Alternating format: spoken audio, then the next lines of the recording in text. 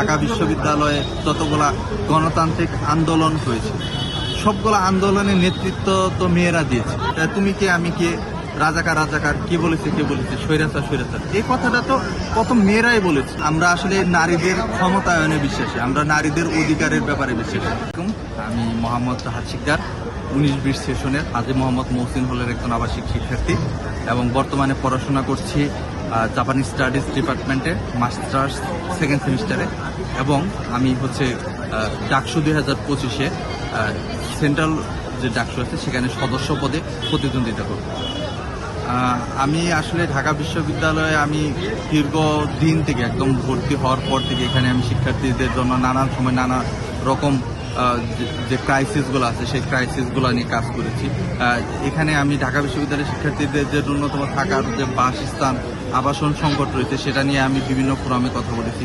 তারপরে আমি কথা বলার চেষ্টা করছি ঢাকা বিশ্ববিদ্যালয়ে অ্যাম্বুলেন্সের সংখ্যা মাত্র 40,000 স্টুডেন্টের এগেইনস্টে। তো এটা আমি অ্যাড্রেস করছি, এখানে আমি প্রশাসনের সাথে কথাও বলেছি অলরেডি। তো আমি আসলেই ভয়েস না হইতে পারলে, স্টুডেন্টের ভয়েস না হইতে পারলে কাজ করা যায় না। তো আমি যদি নির্বাচিত হয়ে আসতে পারি, শিক্ষার্থীদের রায়ের মাধ্যমে যদি আমি শিক্ষার্থী প্রতিনিধি হিসেবে বের হয়ে আসতে পারি, তাহলে আমার আসলে করার অনেক কিছু।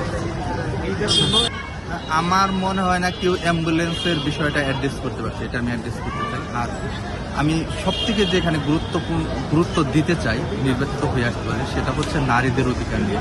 না, আমরা ঢাকা বিশ্ববিদ্যালয়ে দেখবেন 42% ভোট হচ্ছে নারীদের, প্রায় যদি বলুক না বলে থাকি। কিন্তু সেই 42% নারী শিক্ষার্থীদের জন্য মাত্র হল রয়েছে কয়টি? 5টি। এটা তো নারীদের জন্য প্রচন্ড রকমের প্রহসনের একটা বিষয়। ঢাকা বিশ্ববিদ্যালয়ে যতগুলা গণতান্ত্রিক আন্দোলন হয়েছে সবগুলো আন্দোলনের নেতৃত্ব তো মেয়েরা দিয়েছে। সেখানে আমরা যদি ছাত্রলীগের যে হল থেকে বিতাড়িত করার থেকে বলে থাকি, যে কোনো 18 কোঠা আন্দোলন, এছাড়াও নিরাপদ সড়ক আন্দোলন সহ যে কোনো আন্দোলন সর্বপ্রথম তো মেয়েরাই বেরিয়ে এসেছে। তুমি কে আমি কে, রাজাকার রাজাকার, কে বলেছে স্বৈরাচার স্বৈরাচার, এই কথাটা তো প্রথম মেয়েরাই বলেছে। তারাই তো মাঠে সর্বপ্রথম এসেছে, এসে তাদের ভাইদেরকে অনুপ্রাণিত করছে, তার ভাইদের সাহস দিচ্ছে, তারপরে না ছেলেরা বেরিয়ে। তো এই নারী শিক্ষার্থীদের সাথে চরম প্রহসন করছে। আমি যদি শিক্ষার্থী প্রতিনিধি হিসেবে বেরিয়ে আসতে পারি বা নির্বাচিত হতে পারি, তাহলে নারীদের জন্য নতুন হল তৈরি করে আবাসন সংখ্যা বৃদ্ধির জন্য প্রশাসনকে জোর চাপ প্রয়োগ করবে। এবং এছাড়াও আপনারা খেয়াল করে থাকবেন যে ঢাকা বিশ্ববিদ্যালয়ের সাথে আসলে পরমাণু গবেষণা ইনস্টিটিউটের খুব একটা সম্পর্ক আছে বলে আমি ব্যক্তিগতভাবে মনে করি। হয়তো ঢাকা বিশ্ববিদ্যালয়ের শিক্ষার্থীরাও এটাকে অপ্রাসঙ্গিক মনে করে।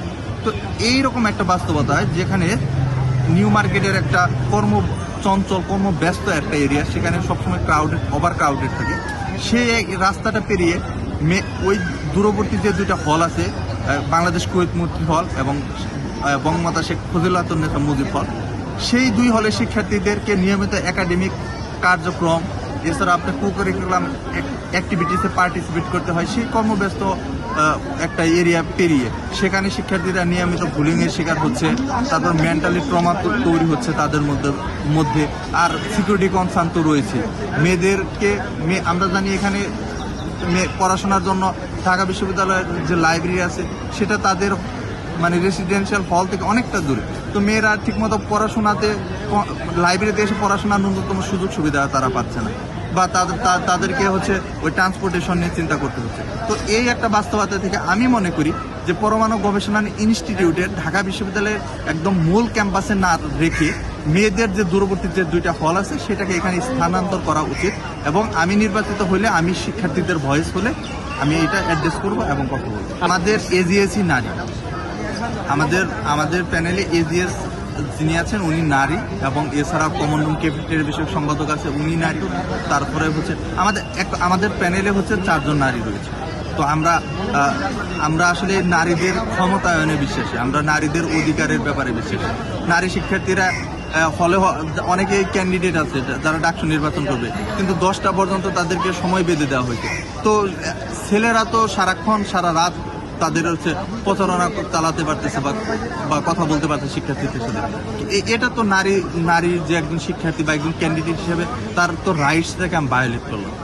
এটা আমি এটাকে অ্যাড্রেস করতে চাই, এবং এটা আমি মনে করি নারী শিক্ষার্থীদের কি করা উচিত, প্রশাসনের এই ব্যাপারটা ভাবা উচিত, যেন তারা তাদের প্রচারণটা নির্বিঘ্নে প্রচারণাটা তারা চালাতে পারে। আমাদের তো একটা কেন্দ্রীয় ইশতেহার রয়েছে, তার উপর আমরা স্বতন্ত্র হিসেবে যেহেতু নির্বাচন করতেছি, তো আমাদের নিজস্ব প্ল্যান রয়েছে। তারপরে হচ্ছে আমাদের যে প্যানেল আছে, প্যানেলের একটা হচ্ছে প্ল্যান রয়েছে।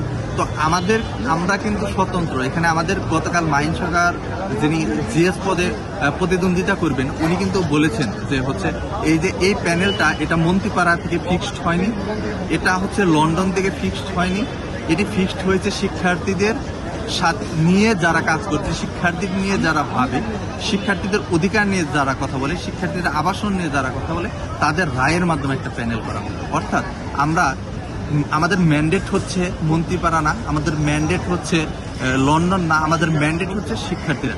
এই শিক্ষার্থীদের আমাদের শক্তি, এবং এই শিক্ষার্থীদের যে সাহস তারা আমাদের দিয়েছে, এই সাহসে বলিয়ান হয়েই আমরা আসলে এই নির্বাচনটা করতে চাই, এবং নির্বাচিত হয়ে আসলে আমরা শুধু এই শিক্ষার্থীদের জন্য কাজ করতে চাই।